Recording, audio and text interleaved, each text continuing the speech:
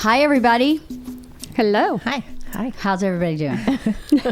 Great. Clearly not awake yet. Yeah, still waking up this rainy day. It's hard to get up today, isn't it? Because it's so rainy. And it's dark now in the morning. I know. I'm not digging this time change. Yeah, I'm not so much either. I have a hard time at night. Like, I don't realize. I'm like, oh shit, it's 6:30. Like, I gotta start thinking about dinner. I do that too. Yeah. It sneaks up on you. Yeah. The time change. I heard that we made this may be the last time we do it as a nation. Have you heard that? Nope. No. I heard it on the radio. I think random it's people legit. say that all the time. Yeah, And I you think are so. more informed than the rest Yes. of us. Well, I tend to be. I've been telling people I wanted to do a podcast about this topic, and everybody groans, which makes me go, oh, man, you just don't understand. There's so much fun stuff to talk about. So we're going to talk about Girl Scouts today.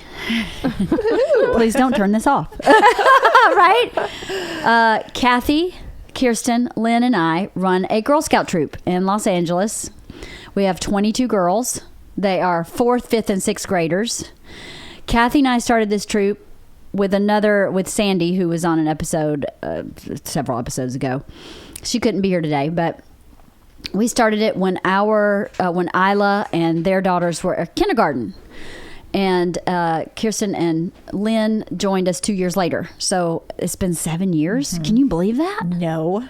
It's really frightening. We're going to start wearing sandals with socks No, I really can't. soon. Yeah. I'm afraid it's contagious. I'm a little concerned. I am a little concerned too. There are women above us, so to speak, in Girl Scouts who we call lifers. They've been doing this forever, and a few of them wear sandals with socks.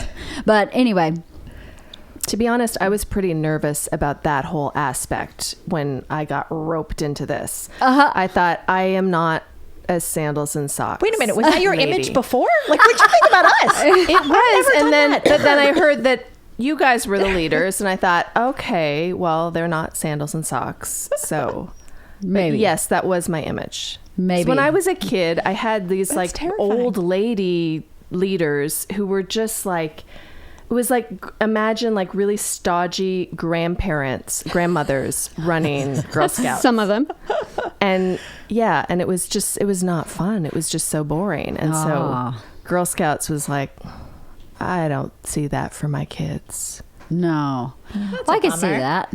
I was not a Girl Scout. I was a Bluebird and a campfire girl for a brief moment in time, but I was not very engaged. I was not very present for that. I would sneak out of the meeting and climb the magnolia tree in front of the church and sit in the magnolia tree for the entire meeting until my mother picked me up. So it wasn't a success for me. I think I had other issues going on at home, maybe, that didn't make me feel good about going to a campfire girl meeting. But whatever. I started this. I didn't start this troop, but the idea for this troop came because of Isla, because Isla is dyslexic, as most listeners know. And in kindergarten, even though she hadn't been really diagnosed or anything, I could tell she was not academically functioning the same as other kids. And I just had this moment of forethought thinking, I need to create a peer group where people she's in class with see her outside of class being, I don't want to say normal, but like successful at other things other than ABCs. Because in kindergarten, right, they had a big chart on the wall. When you learned a letter, you got a star. She was last. And I think by the time she graduated kindergarten, she maybe still didn't have all her letters. And I thought, that's going to suck. If this is her only place to show her peers, I don't know, success or whatever, I can't have that. So Cathy's daughter Lily and Isla were in kindergarten together and were good friends. So I'm pretty sure I approached Cathy and said, any interest in starting a Girl Scout troop? And she was like, as a matter of fact. What did you say? Do you remember? I don't remember specifically. You said, as a matter of fact, I was a Girl Scout for years. And yes, I have been thinking about starting a Girl Scout troop. And I was like, great, I think we need a third. And somehow, Sandy came from you. Yes. Yeah. So We had talked to Christy about possibly doing it with us, and she said no. But she said, what about Sandy? Right. So we asked her. We asked her. I didn't know Sandy, and apparently I gave her the old upturned nose for a while. I'm like, I don't know who you are, what you're doing, which is why I was hoping she'd be here today, because she has a good story about that. Yeah, how I kind of was like, I don't know you, I don't know who you are. Oh, that's funny. And now she's one of my closest friends. But I was suspicious, I just didn't know her. I didn't back 7 years ago. I guess I didn't warm up as quickly as I do now, but anyway, so we started this troop with just, how many did we have? Like 12? No, we had 14. Remember? We wanted 12, and we ended up going to 14, and then That's right. we got hijacked our very first meeting and had a 15th. That's right. Do you remember that? Oh my God, I totally forgot. That was hilarious. Oh my God. So tell the story. It's been an interesting journey. So we were not confident. We did not want a lot of girls because we didn't know what the hell we were doing and didn't know how to prepare. Wanted 12 girls, ended up having 14 because we couldn't say no. There was a 15th, and we were like, sorry, we just can't possibly manage. We don't know what the hell we're doing yet. And this woman just wouldn't take no for an answer. We got out of school the first day. She took her daughter's hand. She put it in one of the girls that we had accepted in the troop, put their hands together, walked over across the street with us, and she joined the meeting. We were like, what the fuck do we do now? Right. Like this little tiny peanut 5-year-old. Like, we're not going to kick her out. It's not her fault. Her mom made this happen. That was an interesting very first meeting. Wow. That was. I remember you, and I totally forgot We're like, about what do that. we do? Yeah. That was crazy. I would see Sandy should be here. So Sandy and Cathy and I were walking around the meeting, trying to run this meeting, going, what do we do? The whole meeting. What do we do about this little girl? And her mom's right there. And oh my God, what do we do? It was crazy. It was terrible. It was so uncomfortable. It was really like, how do you kick someone out? This little girl who doesn't deserve to be kicked out, but like, you got to know your limits. It's not her fault. It was that was not fun. What did you do? We pulled the mom aside. Remember, we had a conversation and we're like, listen, I'm sorry. We just can't possibly manage. And she was not happy. No, that's she right. was not happy. That's right. I remember now. The thing about it is, when Cathy, Sandy, and I started this troop, we made a pact and we said this has to work for us. So crazy parents, not interested. We want people who want to help, who want to contribute, who are in here for the same reasons we are in here. And we don't want any kind of, this shouldn't be a burden, or it shouldn't feel like work. It should feel like a give, like something you really want to do. So we kind of organized our girls by that, and then legitimately just we're done. We're done. So when she crossed a boundary, we were like, that's exactly what we agreed we did not want in this troop. We're not going to spend the next 7 years now dealing with someone who can't hold a boundary. So that was kind of the motivation more so than anything. I think it was to just be like, no, we got to keep this. We got to keep the crazy people out. Because who does that? I would never have done that to my daughter. No. That's awkward. But it's because a parent. It's that parent. Yes. Yeah. We can't say her name. That would be really inappropriate. No. But yeah. What people do to get into Girl Scouts, let me tell you. I know, right? And See, everyone's got the wrong image. I know, not everybody, right? Because we're good looking leaders, right? Especially when you go to those leader meetings. Those leader meetings, Woo, they still curl their bangs at that leader meeting, right? I mean, curling iron is everywhere. Yeah. Perm, maybe there too. It's crazy. So, I didn't know this, but did you know that there are, where's my little fact sheet? There are 2.6 million girls in Girl Scouts this year. In the US? 800,000 adults. Almost all of them are volunteers. 800,000 adults who volunteer their time on a regular basis to help girls, some of them they don't even know. That's pretty amazing. That's a great institution to be a part of, So for all the haters, they were like, you're going to do this Girl Scout. That's going to be a boring podcast. I hope not, but it's been something I've been really proud to be a part of. And I know anytime there's a big struggle, I always go back to what a privilege it is to be able to watch these young ladies learn the things that we're offering and develop into young ladies, and what a privilege. I mean, their parents don't get to see this. We get to see it. That's really cool. Yeah. I've enjoyed this process very much for the most part. I would appreciate it. Any parents who are listening, if you would turn your paperwork in on time, that'd be awesome. Or answer emails. Or RSVP when asked. I'd love you forever. I have a few repeat offenders that I go, well, I know these 5 people are not going to respond, and I'm not getting their paperwork, and I'm going to have to track them down. That would be the one thing I would improve. But other than that, it's been really fun, and I've really, I have made... Really? 1, 2, 3, Sandy, 4 of my closest friends. And I would not have probably gotten as close to any of you if we hadn't done this together. I mean, this is where it started. I don't know. Yeah. I wouldn't have met Sandy till later. And we've done so much together. Like, we've been camping. We've been to San Francisco, you and I. We've been overnights at the zoo. We've done all these awesome things. So it's been a real positive to me. I think overall it's a really positive organization, and I think unfortunately people don't necessarily see that. I was at a leader meeting a couple of months ago, and there was this whole discussion about how the Eagle Scout is touted as this amazing thing, and all these boys who get it on their college resume, it's like this great, wonderful thing. And yet the Girl Scouts have this gold award that is essentially the equivalent. And people don't recognize it as that. And it's very interesting. Like, I wonder why that is. And they had some theories that I didn't necessarily agree with, but it's just really interesting that you have this negative image. Like, I wonder if that is something cultural based in Los Angeles, because it's not cool or hip to be a Girl Scout. Right. Yeah, but I was in Canada. I mean, I grew up in Canada. That's it wasn't true. Cool to me then. I think a lot of it depends on the specific volunteers. Like, you guys are the cool moms, and so when I was asked, cool. We include yourself in that.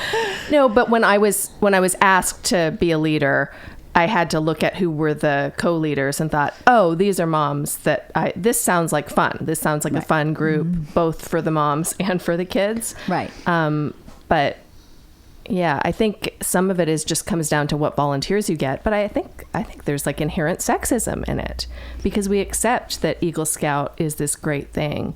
And then it's just like everything else with women. I mean, let's not, that's a whole other rabbit hole. It is a big rabbit hole, but you may be right about that, because I didn't even know, I knew about an Eagle Scout award. Until I volunteered for Girl Scouts, I didn't even know a bronze, silver, or gold award existed. I had no idea. Had never heard of it. And I also didn't know any girls who were in Girl Scouts past brownies. Brownies is like 3rd grade. Yeah. Yes. So I didn't know Girl Scouts went past brownies. I mean, I guess I sort of did. But I mean, Georgia is about to go into 9th grade and wants to continue with 3 of her friends. And I am so proud of her for that. And I don't care if she doesn't want to continue. If it's not what she's interested in, I would never push her to do that. She's made that decision on her own, because she's really enjoyed this program since 2nd grade, and Isla loves it. Isla just loves it. So I, at this point, expect her to follow suit and want to do this all the way through high school. But I had no idea until we started doing this that there was any type of big award that's comparable to Scouts. And what's so crazy is there's so many successful women who were Girl Scouts, like Hillary Clinton, like Katie Couric, Barbara Walters, Venus Williams, Taylor Swift, Dakota Fanning, Dionne Warwick, for those older ladies who may be listening in. But I think that it also has, like, the activities that we choose as leaders to do. Mm-hmm. Because let's face it, like, there's a thing in Girl Scout called Journeys, and they suck. I'll say it. Thank you. They're not a lot of fun, because it's a lot of like what they're already doing in school in terms of like it's bookwork, and like Girl Scouts needs to be fun in order for the girls to continue. Right. Or meaningful. Right. And so I think a lot of the times you get stuck doing these journeys because you're like, oh, I got to do a journey. And then you're like, this is so fucking boring. Yeah. But I have to do it because in order to get the bronze award, you have to have completed this. And I'm sure the silver and all the other Yes, awards, you you do. have to Yes. do a journey It's as well. the same, yeah. So it's trying to make the best out of that while still engaging the girls, which takes a lot of work to try to make that fun Yeah. and interesting. Yeah. And I think that's another problem with the volunteers is like, you have to be willing to make the extra work. You can't just take what's in the book and flip through and do the book, and then because you're going to lose the girls. Well, you could, but But I feel like you lose the girls because it's not as interesting. it's not as interesting. It just depends, I think, on how you run it, because Georgia has another troop leader. I'm not Georgia's troop leader, and Georgia's troop leader is like our boss. She's like the service unit manager, so she's over all of us.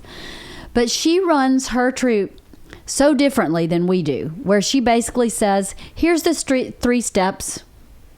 Do it." And they just do it. They love it.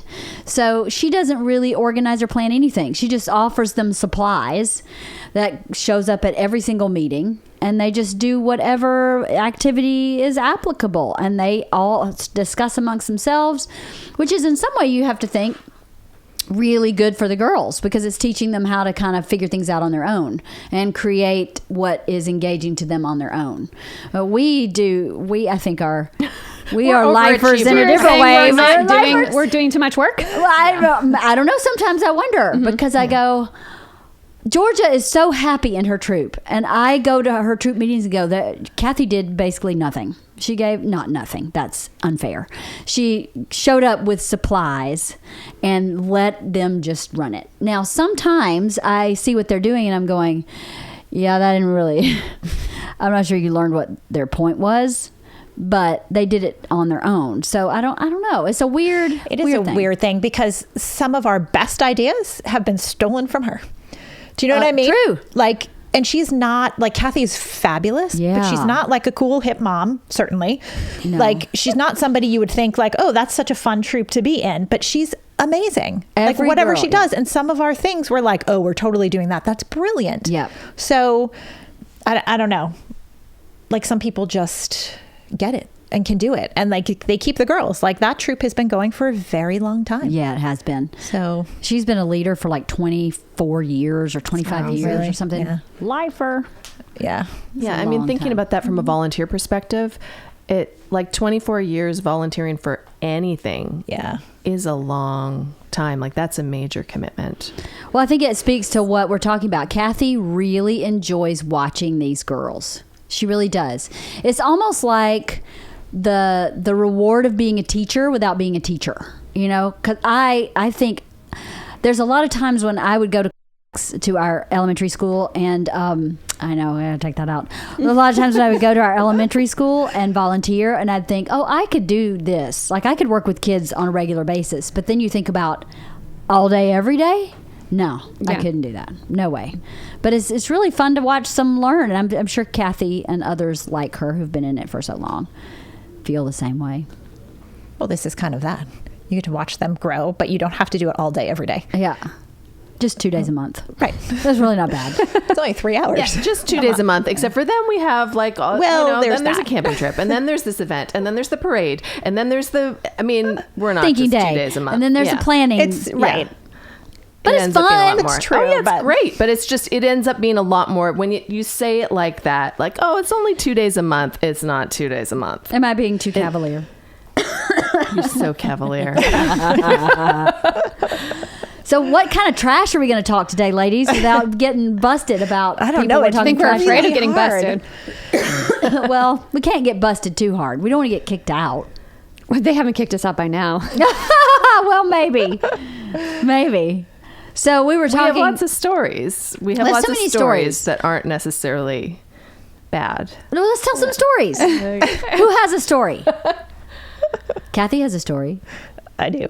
Yeah. Wait, which one? I don't know. Start with Lynn. Tell a story. No, I told you earlier. I was like, God, I got to think of one that doesn't involve like any names, or how do you describe it without? I told you You my got to one. be creative. Okay, I'll Okay. start then. Yeah, I'll start with that one, and- Okay, so last fall, our troop I got one. decided. Oh, you want to go? No, go. Okay. Last fall, our troop decided to host a fundraiser. We decided to host a tea party, right? It was really fun. It was really successful. We did a great job. I was very proud of our girls.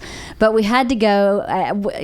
Cathy and I tend to be the two that go to the leader meetings. There's a once monthly meeting that all the leaders in our service unit have to attend, and they tell you basically what's going on in the service unit. And for us, we're hosting a tea party. Is where you kind of announce it to all the other leaders in your district so that they can come.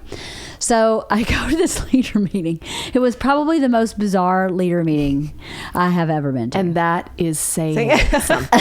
It is, because the ladies, we live in Los Angeles, and the ladies who give their time don't look like they live in LA, which is really refreshing in a lot of ways. They look like I went to a leader meeting in Oklahoma or Michigan or Georgia or somewhere. They're just real people, which is really amazing. They're not super polished, not super fashionable. They're not wearing makeup. The looks are the least of the issues. They're the most boring meetings I've ever been to in my life. The meetings are ridiculous. Yeah. The meetings are a waste of time. That meeting. Actually, see, what I think is a waste of time is the agenda that we go through. Like, I feel like the conversation that happens outside of this agenda that is a waste of time is so valuable. Like, that's how we learn about everything, is about talking to these women, like, off agenda. You know what I mean? Like, we derail from that, and then you're like, oh, I didn't know that. Tamboo. Wait, what? What are you talking about? Mariners, what are you talking about? How do we not know this stuff? Yes, very true. Like, there's a lot of that we get that has nothing to do with the actual meeting. Yeah, that's very true. The actual You're right. meeting's useless. It's the Fairly networking useless, piece. yes. And it's really like Cathy. I think Cathy has so much knowledge that she forgets that everybody doesn't have that same knowledge.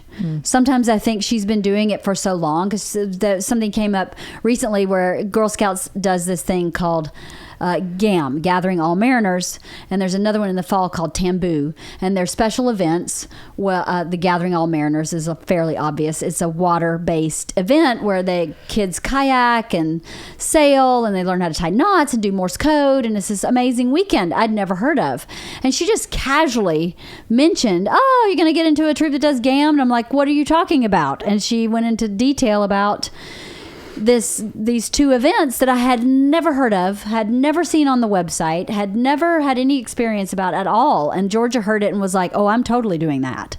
But that's what you're talking about. Yeah. It just happens in a side conversation that it should be like in your path somehow when they say, hey, you're moving from juniors to cadets. Here's these awesome things that can happen in cadets. And the same thing for when you move from cadets to seniors. You should know about these few things. But which is weird, because why don't they include that in the training that we all have to do? Exactly. Yeah. They don't. That's a huge waste of time. The website's another nightmare. You can't find anything on that website. But anyway, I go to this leader meeting, right? It's before we're going camping in the fall. It's before they have fall encampment every fall where the whole service unit goes and camps. It's a big camp out. I'm sure there's an equivalent for Boy Scouts, but and the lady who's, I shouldn't talk about that. That's really bad. I shouldn't talk about it. I'm going to skip that one. We can't talk about anything. I know. I'm feeling trapped. I'm feeling trapped. Funny, I was like, where are you going with this I'm one? feeling trapped. Okay, so anyway, here. we're Okay, also, never mind. Scrap that. Sorry, this is going to be a bad podcast. I'm so sorry. Terrible. But anyway, remember, it's just the beginning. I'm still finding my way. So we're also doing this community service day where we have to build bags for the homeless, right? Where you put socks and toothbrush and toothpaste and whatever the homeless may need. And this one woman raises her hand. She said, I have a lot of tampons. And I turned to her and I go, what do you mean by a lot? And she goes, like 2 garbage bags full. And I went, you have 2 garbage bags full of tampons? Why do you have 2 garbage bags full of tampons? And she got really kind of offended that I asked her, what the fuck was somebody doing with 2 garbage bags full of tampons?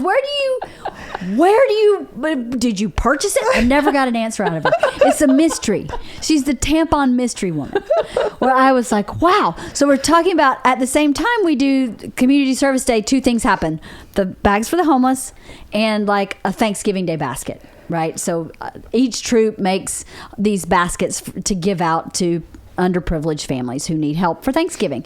So we were discussing back and forth what to put in the basket. So this one woman looks at me and goes, well, I know for your troop, a $20 gift card would not be bad for your troop. And I was like, what does that mean? Does she think we're a bunch of rich kids in our troop? We're not. And I said, well, for your information, we do like $5 gift cards. So somebody can just do $5 for a gift card.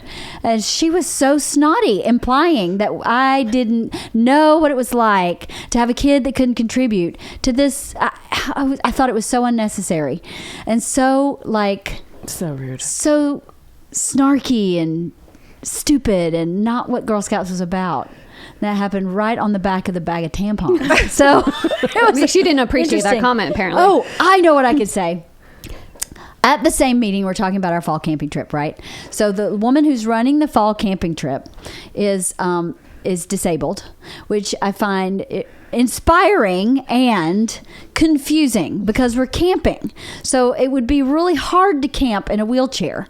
And not impossible, but difficult, right? So I'm kind of scratching my head that she's running the whole event for the whole service unit. It seems like a big challenge, but she did it, and she actually did a really good job. But she's talking about the supplies that we need, right? You need tarps, you need tents, you need whatever, and you need firewood. Don't forget to bring your own firewood. In fact, the meeting for everybody for the camping trip's at my house, and there's a construction site right next door, and there's a big pile of scrap wood, so you can just go over there and get some wood. And I went, wait a minute, do you have permission to go onto this person's property? And she said, oh, no, they won't mind. The workers will be gone by then. And I went, yeah, I think that's trespassing. And I don't stealing. think we can go on someone else's property without their permission. She was like, well, I keep going over there to ask somebody, but I can't find nobody that speaks English. And I went, oh my God. Oh my God. You are inviting me to steal from your neighbor. And you are like one of the biggest leaders in our... Okay. All right. Okay. I was a little flipped out by that meeting because I had the tampon bag, the accusation of being too rich, and then the invitation to trespass and steal all in one meeting. And I kept thinking, am I the only one that's connecting these dots? Takes all characters. Yes, you were. You think so? Oh, yeah. Maybe. I don't know. Yeah, maybe. I was the only one questioning anything. Yeah, exactly. Where did you get this bag of tampons? Do you have permission to go on someone else's property? She got them from the work site. She got the tampons from the work site. You never 'cause know. There's so many women over there not Yes, speaking You never English. know. Building a house. Anyway, that's one of my crazy stories. That's funny. It was a crazy night. Who did I call? I called you. Didn't I call you, Kirsten, on the way I home? laughed so hard. My kids actually came in the room and thought that I was crying because I was laughing so hard. They were like, Mom, are you okay? And I'm like, I'm just laughing. It was a crazy night. I got in the car thinking, what just happened? That was crazy. Right. So what's your story, Cathy? My story is way back before you guys were with us. Do you remember our very first camping trip?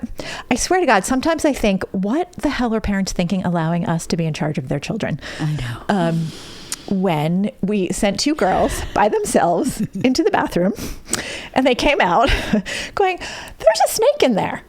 Turns out it was a rattlesnake. We sent these two girls by themselves. But they that's were okay. 6 years old. Buddy at the system, buddy time. system. It was a They buddy were system. together. It was totally fine. I was like, wow, what were parents thinking? So anyway, yes, we had a rattlesnake in the bathroom. Girls came out very scared. And then we had to call the fire department to come and like kill the rattlesnake. And then we got to keep the tail. And that's Yes. our mascot. Yes. Good old Kenny. Kenny. But, Kenny Park. The Kenny Park rattlesnake tail is our mascot. Yes. I know that we were But sometimes I'm we were at a terrified. camping event called First Time Campers. So it was the troops in our unit that had never been camping before. So we were with a lot of other troops. It wasn't just our troop. And when the fire department came, like I'm adding to your story. I hope that's Please. okay. So after they found the rattlesnake, clearly everybody knows I grew up very rural. So they were like, someone needs to watch the snake to see where it's going so that when the fire department gets here, we can find it. So I was like, I'll do that. I'm fine to do that. So I watched the snake and followed it. Didn't have to follow it far, but I followed it around and showed the fire department where it was. They drug it out, cut his head off. And then they were like, anybody want the tail? And all the leaders around me went, ew! And I went, I do. I want the tail. I want the tail. Give me the tail. Yes, I want the tail. So he cuts the tail off and puts it in my hand, and it's still moving. Yeah. Right? Because their nerves don't die for a while, right? It twitches. And so I take it back to our troop and show them this moving rattlesnake tail, and they're like, oh my God. It was kind of amazing. It was really amazing. It was amazing. And slightly terrifying that we nearly killed 2 girls. I know, right? It probably wouldn't have gotten one of them. And then, there were bees everywhere. Yes. There were bees everywhere that trip. Yeah. And do we have someone allergic to bees? We have someone that says they're allergic to bees. We have someone who's terrified of bees. We did. And she had a full-blown meltdown. She definitively did. There was a lot of interesting things on that trip. And then that night, the remember? sleeping. Yeah. Oh, my God. And the train. Oh, so... in Girl Scouts, right, you have to have this like safety meeting at the beginning of any kind of camping trip, and they explain to you that you have to park, head out, you have to have your keys on you at all time, and 3 blasts of anything is an emergency, right? So 3 blasts of a horn, 3 blasts of a whistle, 3 blasts of like clapping means it's an emergency, and you need to go to the designated area for whatever emergency is happening. You want to tell the rest, Cathy? I just can't even believe it. Like, it was so random. Yeah. So we're sleeping or not sleeping, as the case may be, because some girls apparently are terrified of camping by themselves. So there was not a whole lot of sleep that occurred the first night. However, I don't know, probably 300 miles away. I don't know. This train was so far away. I don't know where it could possibly have come from. Anyway, randomly, train goes through at like 1 o'clock in the morning. Why the fuck it blew its horn 3 times? No one will ever know. But it did for no apparent reason. So one of our girls, who we thought was a great camper, oh my God. And it's 3 blasts! Emergency! Like, jumps up, screaming, yelling in the middle of the campsite. We were like, oh my goodness, what have we done? 3 blasts! Emergency! And At least she was paying attention. She was not asleep at 1 o'clock in the morning. She should be sleeping. But what also, in Girl Scouts, I think unlike Boy Scouts, the leaders cannot sleep in the tent with the children. So we had to have 2 tents of children and 1 tent of adults. So there were 4 adults, Cathy and me and 2 other parents. Moms, yeah. 2 other moms. There was another girl in the tent with the same girl who cried emergency after the 3 blasts, who absolutely could not sleep. So Cathy and I would be laying in our tent and we'd hear whoop, the zipper on that other tent open up. So I would peek outside and this little girl was like hunkered down. What's that? What's that noise? Oh, what's that? What's that? And we try to comfort her. And then, here comes Bert. This is, good fucking setup, Halston. I like that. Hey, if you're going to talk, get on a mic. This is for Girl Scouts. Oh my God! It's Lisa. Thank you. Oh, Thank you. that's awesome. Yeah, Thank you. Did you get me a car? Yes, I did. What time? What time? You can look that up yourself on your app. I can't find it on my app because I need your passcode and I need all think this it's stuff. 12:30. I think. 12:30? Uh-huh. Okay. Hey, I'm in the middle of a podcast. You figure I'm it out. fucking famous! You know my login. Do it on the computer, lazy ass. 12:30 for real? I don't know. Look it up on the computer. Can't. Go on my computer and look it up. Sorry, I can't hear you. Oh my God. So, side note. Yesterday, I'm working out, doing the 21-day fix. On my floor in the dining room, working out. Bert comes in and he goes, I need proof of residency. And I go, okay, I'm working out. Just give me, I got 15 minutes left. He starts pacing around me in circles while I'm working out, going, I don't know how to find a proof of residency. What exactly do you do for proof of residency? And I go, shh, I'm trying to listen to this video. Well, I think maybe, is it the registration for your car? And I went, all you do is call our business manager and ask for a utility bill. Any utility bill. But I don't think that's going to work because the bill is sent to that. And I said, no, the service address is on the bill. Just call the business manager. Still circling. bitching because I can't stop him, right? So he goes out to the truck, pulls out the entire contents of our glove compartment, brings it into the dining room table in front of me where I'm working out, and then complains that I have left expired registration cards in my glove compartment while I'm working out, right? So I keep going. I am going to say this one more time. Call our business manager and have him send a utility bill, any utility bill. Blah, blah, blah. This is a 2009. Why do we have an insurance card from 2009? Who does this? Who doesn't clean out their glove box? Meanwhile, motherfucker doesn't even take out the garbage at my house, much less clean out our glove box. So I said, listen, I got 1 minute left in this workout. Just give me 1 minute. So 1 minute, I pick up the phone. I call the business manager. Would you mind emailing us a utility bill? We get the bill in 2 minutes. It's done. So like 10 minutes later, Bert goes, I need to talk to you. I said, okay. He went, I just understand that I did something really bad. I said, really? He said, if I had been working out and you had come and started circling my treadmill like a shark, complaining the entire time that I needed something, I need it now, now, we would be divorced. So I apologize. I have a hard time addressing my needs when they're not met immediately. I'm really sorry. You guys just witnessed another moment of I need. This permission slip was an excuse to come in and get the I need. So yeah. Anyway, I just thought I'd tell you that story. I could not believe he was pacing literally in a circle around me. Like Indians doing a war dance around some pioneers, right? And I'm just trapped, trying to listen to my 21-day fixed workout. Anyway, wife of the party. I'm not sure it's always a party. Just saying. Anyway, what were we talking about before he came in? Yeah. And the coming out. She did that the whole night. Yeah. We didn't sleep at all that whole first night. No, not at all. Not one bit. That was quite a trip. You have a story about camping, Kirsten? I think you might. I might. You might. Yes, I'm actually leaving for this same camping trip tomorrow. Yep. How many times have we been on this camping trip? This is going to be my third time. You guys have probably gone probably 5 years, right? Yeah, that sounds about right. Yeah. So every 5 years, our troops goes on this camping trip. every year. You explain what it is, so people know. Once a year, we go on this cabin camping trip. So it's not tent camping. It's just cabin camping in bunk beds.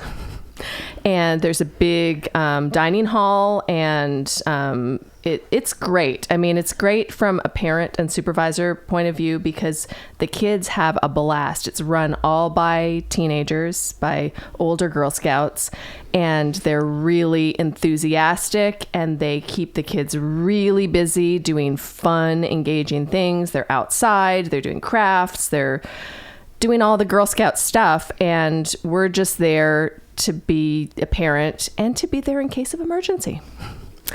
And Just in case. dun, dun, dun. And usually that is moot, and we're just reading a book and, hanging out until we get to see the kids, and then, helping them get to bed at night and dealing with them when they're talking all night long.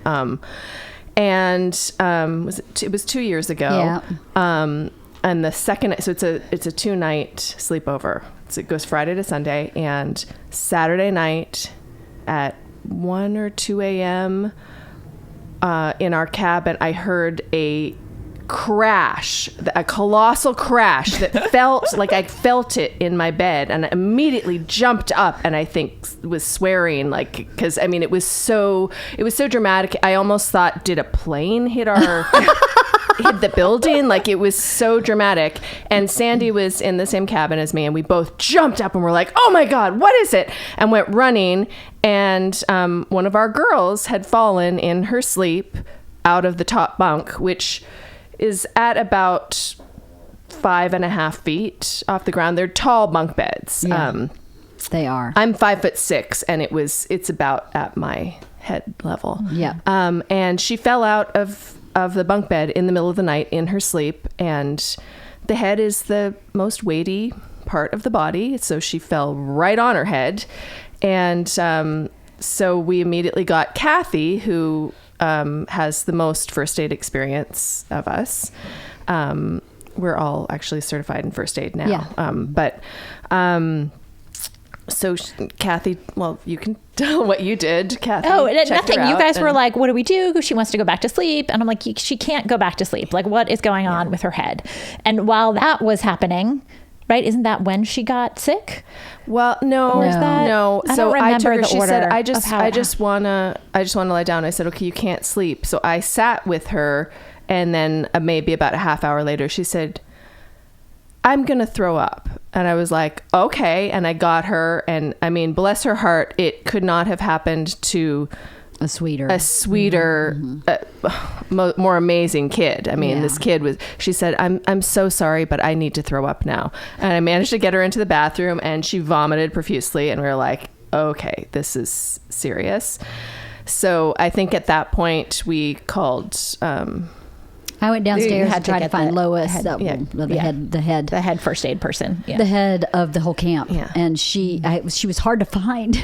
There were like cots everywhere, and I finally found her, and she was not the first aid person. She had to wake up the first aid person. Oh, right. And then we got them all to kind of assess the young lady who had fallen, and at that point she had vomited a second time, I think. yeah, I think so. And we decided, or they decided actually, she needed to go to the hospital. Yeah, she needed the hospital. So this campground is in like a ravine, right? God. It's kind of in like where two mountain ranges meet at the bottom. Yes. In like Malibu. And So it's driving the Santa Monica in Mountains. by day, like in the sunshine, it is so stressful to drive in Yeah. because it's just narrow. dirt fire roads, like dirt Single lane. trails, Yeah. single lane Fire road. Yeah. yeah, with rocks falling as you're driving, and mud and tires spinning in the mud, and it's intense. it's challenging in the sunshine. Right. In the best of So conditions. to best get of a conditions. UCLA ambulance down there. Well, and it didn't At end up night. being an ambulance. Or a so was it it a fire ended truck? up being a full fire truck. Yeah. So it was firefighters in a giant fire truck who showed up. And so we got in the back, and it's these, was it 3 or 4 guys, like big firefighter guys. Right. And we're driving up that freaking road, and there's no suspension in the back of those vehicles. So it's just bouncing and bouncing. And I can sometimes get motion sick, but it was like that sort of mama bear thing that I was like, I will not be sick. And I didn't get sick. And she vomited again, I think. Poor But it's thing. like, well, is this the concussion, or is this because it is legitimately, it was horrible. I mean, bouncing. And it was so bad that they stopped the truck 3 times. 3 times. These big firefighters were like, we got to stop. And they got out because they thought they were going to be sick. Took a And I was breather. like, what the fuck is happening? I Right? have a little girl here who's like, she was 9 maybe at the time. Probably. Yeah. 9 years old. She has a major head injury. We need to get to the hospital. What the fuck, people? Right. I stopped 3 times. So we got to the hospital, and they're doing intake with me on like, okay, what's happened? How many times has she vomited? And she vomited right then as we landed at the hospital. And I was like, for context, we just rode in the bumpiest ride of my life. Right. And the firefighters were also sick. So, just for context, I don't mean Right, to right. diminish, because this was a very serious injury, but She may be also motion sick. yeah, there's a lot going on right here. But yeah, so that was a wild ride. And calling her parents, who I didn't actually know her parents well. This was that my first year as a leader or second? It was early. It was year? early. It was early. And I didn't know the parents well at all. So calling them from a fire truck in the middle of nowhere Yeah. at 2 a.m. or whatever, or they were calling me, because I think you were doing all of yeah. the Yeah. and saying, yeah, I'm with her. What can you say? But Yeah. the long story short is that she was fine in the end. It was a bad concussion, and she ended up being okay. And the camp ended up putting up guardrails on their bunk beds because there were no rails. Yeah, that's No why she safety fell rails. out. That and the fact that it's a plastic mattress with a nylon Sleeping bag. sleeping bag is like, Yeah. you may as well be sledding. I mean, it's ridiculous. So while that was happening, Sandy was upstairs. And while we were all downstairs, one of the other girls sat up and just vomited all over her sleeping bag on the top bunk. Right, because of the flu. Like, totally unrelated. Yeah. Just she was sick. Totally. But then now we're going, flu? What's going up? I can't say that. Sorry. What is happening? Now we're going, does the young lady who fell out have the flu? Or is it really a concussion? What's going on? And then in my room, another girl kept waking up with a headache because she had a fever. And then in your room, there was a young lady who also had a fever. Yeah. It was a They were disaster. dropping like flies. It was awful. So I go back up. You're supposed to have 2 people in every room, but we'd lost Kirsten. So Yeah. I went into Sandy's room because they were the younger girls. So there was another mom in the room that I was previously in with the older girls. They all seemed to be okay except for the one fever. So I left them. Cathy was in a room with another adult that wasn't one of our troop members. She Different shared troop, a cabin yeah. with someone else. So Sandy and I were in. Sandy dealt with the young lady who vomited and her sleeping bag. And then Sandy and I proceeded for the rest of the night to walk from top bunk to top bunk and make sure everybody was not moving. At one point, one of our young ladies had twisted herself so her legs were hanging off the top bunk, and Sandy and I had the hardest time because Sandy and I, she's like 5'2" and I'm 5'4", and these bunk beds are They're 5'6". tall. They are, yeah.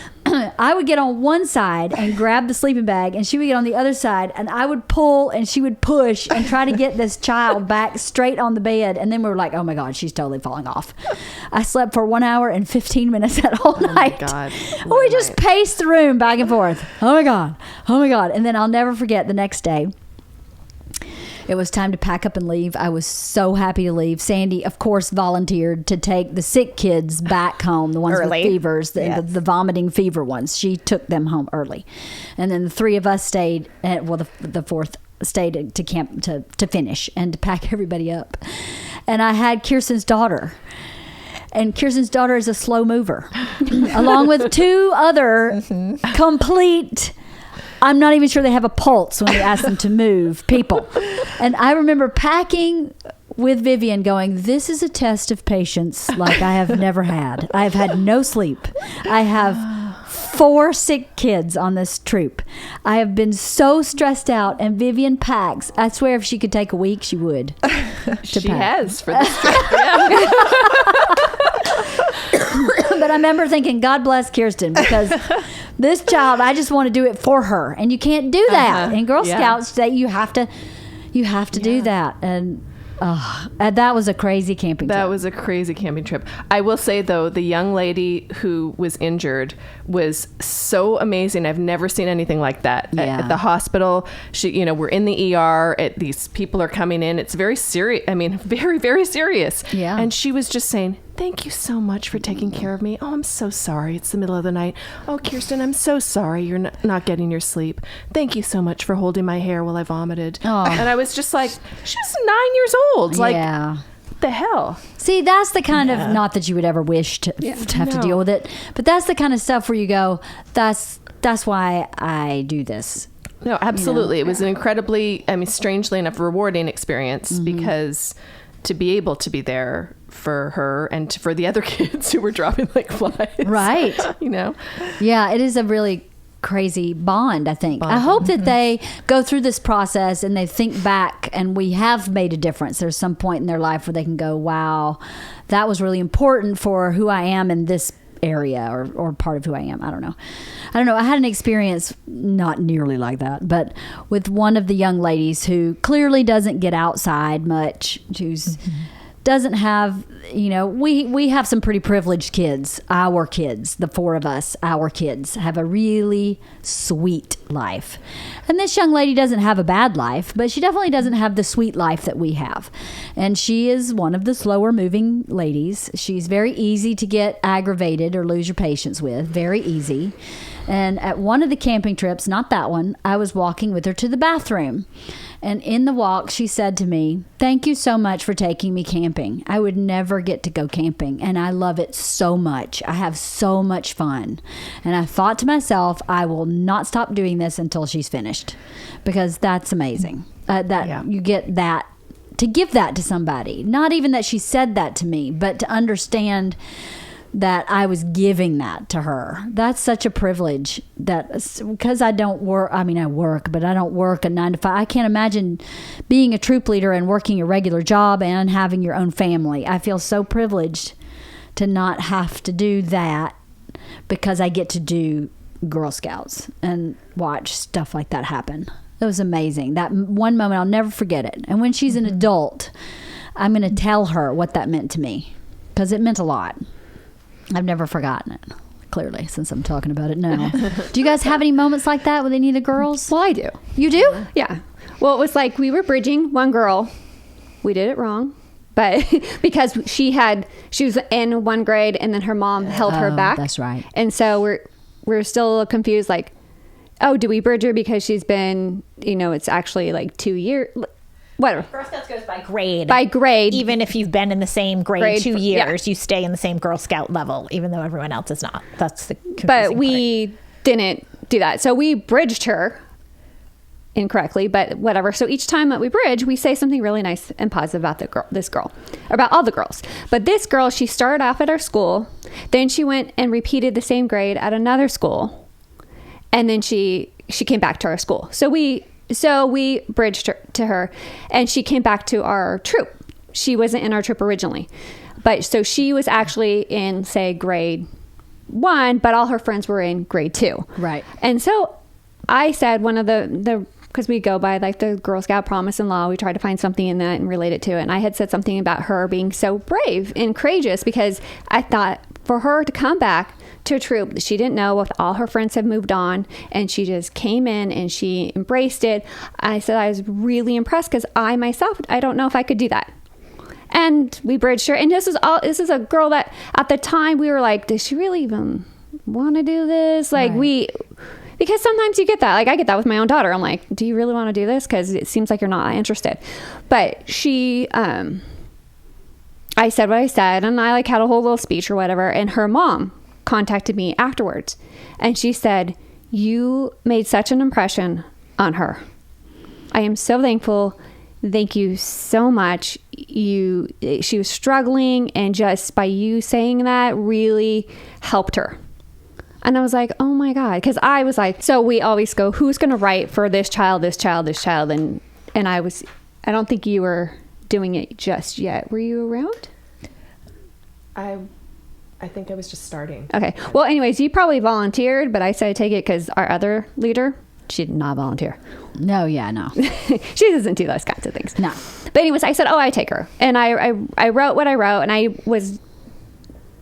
meant everything I said, but I really had to struggle. And so for her mom to come and say that to me and reach out to me and know that I made such an impression on her was amazing. And honestly, her behavior changed at like the next meeting. She was all in. Right. We always slip back, but that's normal. Yeah, no, but it was so nice of her. Like, I'm so glad I said that, and I really made a difference for her.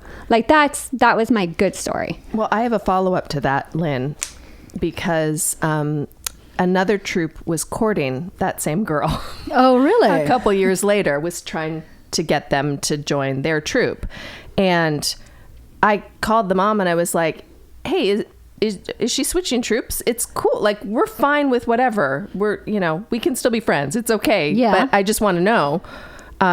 And she said, oh, I'm so embarrassed but she said, no, absolutely not. She was just going to her friend's troop to see it. Yes, they wanted her to change. But she said, absolutely not. She said, after what Lynn said to her, she's with your troop for life. Aww. Oh, that's sweet. That was sweet. But I will say, going off your story, the child that fell from the bunk, Yeah.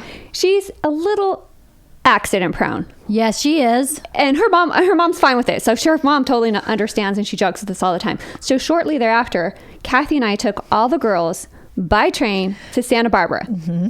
And she says to me, I am so surprised that my mom let me come on this trip. And I said, well, why would you say that? Like, it was a reward that we spent the cookie money on. And she goes, because I always get injured. And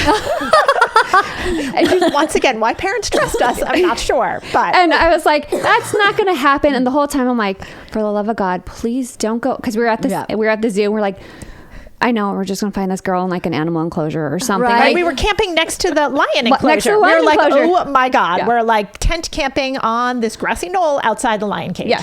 I'm like, this is going to end badly. She's lion bait. We're She's definitely going to be eaten. She might be. You know, but her first meeting with our troop, a table collapsed on her. Yeah. Remember Yes. that? Yes. Somebody closed her I hand did. in a car I door. mean, yes, because she was in my car and her fingers got closed. She in the got car stung door. by a bee once. Yeah. Yeah, I mean, She- that girl has she had skinned it. her knee when we were just sitting. Like, I don't even know how that happens. She like the Exorcist, where like stripes ended up on her legs because a don't know. demon was scraping her knee. But her mom's very like She's awesome, her mom. Her mom's like, I was just gonna send her with a helmet, but I know she did that the next game. Oh my God! Yeah. No, yeah, it was Remember? an indoor overnight. Yeah, with the Discovery Discovery Cube. Cube. We Oh, were yeah. sleeping Oh, over at the God, that Discovery one. Cube, and her mom sent her in like a bike helmet, and maybe she even bubble wrapped her. It was or something. whatever. It was a and joke. It was a joke, It was yeah. a joke. That was but so funny. literally, I was like, that is really funny, and I'm like, oh my God. What if she's really supposed to wear a helmet now because she got a concussion right after She did. Yeah. She got a So, second at school. concussion. a second. Right? Yeah. So I was like, oh my God, does she have to wear a helmet now? Right? And her And she mom's got- like, relax, you can laugh about it. This is a joke. And I was like, okay. Okay. well, Oh the, my God. and then the second concussion was because of volleyball or tetherball. And then at the Discovery Cube, there's an exhibit where you can like be like the kings and like you put on the hockey gear and oh my God, all of a sudden there she is, this child who'd had all these concussions was suiting up and was like In, like, the goalie cage. Yeah. in the goalie cage. And I was like, oh my God, oh my God, oh my God. Like Right? She's going to get hit in the head with a puck and have a Yes. third concussion. Yes. We were just trying to get through the night. I know. That is absolutely accurate. That girl gets hurt breathing. I mean, all the time, right? She's very sweet, though. She's the best. She's the And- sweetest kid. And she's going to her the fifth graders. It's the last year that they get to do this particular camping trip. Yeah. So tomorrow we're going to our last one for her. It's So- such a it's fun not her camping last trip. one. Yeah, she's fifth Yeah, grade. She's fifth grade. her last camping trip at that camping at that. At we that don't one. want to say the name of the Yeah, camping no, trip. I know. They only go through fifth grade. Yeah, I know they only go through fifth grade. She's fifth grade. not going to San Francisco. She's not fifth grade. Peeps, she's fourth grade. No, she's not. No, She's fifth grade. who are you talking about? We're talking about accident-prone person. I know. Yeah. No, Oh, she's oh my God. Forget it. You're right. You're in a different troop. I'm in a totally different world. Yeah, that's For no. some reason, yes. She's the five. She's of the fifth middle grade. girls. Yeah, she's fifth grade. I always think of her as fourth grade. Kathy, you're totally fired. right. You can't even keep them straight. Sweet. Come on. What's your story? Which one? Like a story of a good something good that happened, like the girl that told me that. Thanks for taking me camping. I don't know that I have a specific story like that. You're too cold, huh? They I wanna am too approach you. cold. No one likes me. I'm joking. No, I just think it's really, really amazing to be able to watch these little girls, or who started out as little girls, to grow into this. You know, the girls that we started with are now all dispersed through middle school. They're all different. They're different people. They've changed a lot. And for them to come back and still be connected and still be invested in each other, I think is just really, really amazing. Like, we have such an amazing group of girls. They're really strong. And I really feel like they're going to do great things. Yeah. They're super invested. They're super caring and compassionate. And they're really amazing little women. And I really am super lucky to be a part of it. Like, they're always considerate and concerned with other people. And that's super sweet. It is sweet. So, And we did that. yes, we worked very hard to make sure that that was the culture of this troop. Right. We all four But- did that. yeah. We did that. But it worked. You know, one thing that you haven't talked about that has created the culture of this troop, when you say like it's every other week, it sounds like it's very casual or whatever. We are a very type A troop. Like, Yes, we are. we do a lot of stuff. Like in this year alone, we hosted a tea party. We put together gifts for a homeless family of 4 For Christmas. For Christmas, we marched in a parade, a Girl Scout or holiday in a parade. holiday parade. We did a cookie exchange within our troop. We did Community service baskets and Community- homeless bags. Yes, Camping. camping trip in the fall. We're going on another camping trip now. The girls are about to embark on San Francisco. I just did World Thinking Day, where the girls studied Iran and did us proud. Like, we're very, very respectful. They wore the hijab, and That's awesome. I mean, they learned a lot. I learned a ton. It was amazing. What else have We're we doing done? Feed Your Neighbor the month of doing Feed Your April. Neighbor. We're doing a food drive, and I'm working at a food bank. The fifth graders going to San Francisco. You said that. We still have Making Easter baskets. We're on making Friday for homeless. Friday, we're Or- making Easter baskets for the homeless. Mm-hmm. And that's in about 12 meetings. Well, Where let's it's see. It's September, October, Right. November, Yeah. December, January, February, March. It's in 7 months, 2 meetings a month. So yeah, approximately. Yeah. we rock. yeah. So Why aren't we starting like some kind of small business? Why are we wasting our time volunteering? That's ridiculous. No, that is a lot. You're right. And still throughout the end of the year, we're bridging the girls. Like you said, the fifth graders are going to San Francisco with Cathy for a trip to walk across the Golden State Bridge, to bridge from juniors to cadets, which is phenomenal. If anybody out there has a fifth grade troop bridging, anyone from the United States can go to San Francisco if you have a fifth grade troop and bridge across the Golden State Bridge. And I have to say, it was one of the most amazing experiences I've ever had in my whole life. It was awesome. It Cathy was and I went really last year. powerful last year. It was really amazing. How many thousands of girls do you think were there? It was That's a good thousands. question. I feel like I know that number, and I can't remember it right now. I feel like it was 7,000 or 8,000 girls. From all over the United States. Yeah. They come there and you take a shuttle across the Golden Gate Bridge. They drop you off and you walk across the bridge and you end up at Chrissy Field. Mm-hmm. And there is I'm getting chills thinking about it. There's like a block party just for Girl Scouts. And they were doing crafts and flying kites. They had a DJ and they had all these booths set up for things you could do as a Girl Scout. There was merchandise you could buy. We had a picnic from Panera Bread. And the girls bonded so much. It was just so amazing. And because we're Girl Scouts, we can't stay in the hotel room with the girls. So the girls had hotel rooms by themselves. How many phone calls did we get from my room God. to room? The most fascinating thing was calling room to room with like a landline phone. They called us and each other for 2 days straight, constantly. So you think that's what it's all about, right? It's just And like, I feel like being every together. time we go somewhere, there's some story or some adventure. Like Yeah. on that particular trip, outside of the girls' rooms was the back alley, which apparently some hotel guests decided to party in at again 2 a.m. I don't know what happens. Yeah. Our girls just really don't ever sleep when they No. come with us. No. Which again, it's like this super colorful experience that they wouldn't have that they have with just these other girls. Like, it's really amazing. Well, we had that experience. very amusing. Our overnight at the LA Zoo was with 2 other troops, and those troops were the most unruly, least parented, non-regulated. They were awful, and they were jabbering and talking and goofing and playing with their flashlights all night long, and we got no sleep that night either. Yeah. It was another no sleeper. I mean, when Not a have lot we of sleep. slept? I don't know. I don't think we do sleep. Not really. It's part of the gig, I think. It is part of the gig, It's but okay. It's been a fun journey. So cookie season just ended. Did you know that? Oh, I wrote it down right here. There are 200 million Girl Scout cookies sold every year, And they're all in my living room. 25% of those sales are Thin Mints. Oh, really? Yep. What does that work out to be? That's interesting. That's a right. shit ton of cookies, right? Yeah. That's a lot of cookies. 200 million at $5 a pop. And would you say 20%? So 25% So are Thin 500,000 are Thin Mints alone. Mints. That's insane. That's crazy. People love That's a them. lot of Thin Mints. I know, but that's a lot of fucking money. That is. That's a lot of money. Yeah. 200 times 5, that's like $1 billion. No. Not a billion. No. Wait a minute. Are those Yeah, but like hold on. individual cookies or are those boxes of cookies? No, I bet it's boxes. They don't sell the cookies individually. That organization would throw out a big number. Oh, I just see to- what you No, I mean. bet that's There's true. 12. There's 12 cookies in a box. No, I bet that's, yeah. You mean these are boxes? Yeah. Yeah. I think they're I would boxes. That's a think lot so. of money. Yeah. It's a lot of money. And It is a lot of money, but million I times wonder, like, 5? where, never mind. That's $1 billion.